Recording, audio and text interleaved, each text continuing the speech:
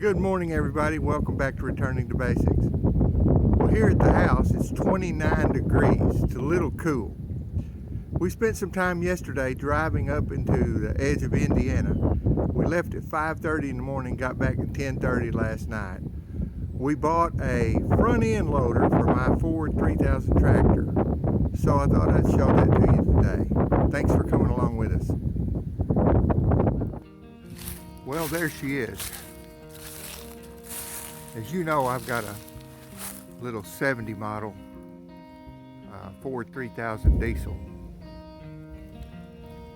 and this is the front loader that exactly fits that tractor. I was fortunate enough to find this online and meet the guy who owned it. Really sharp, nice guy. Got the bucket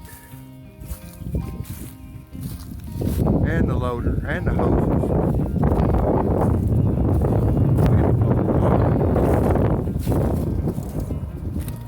And the controls. All for a real deal.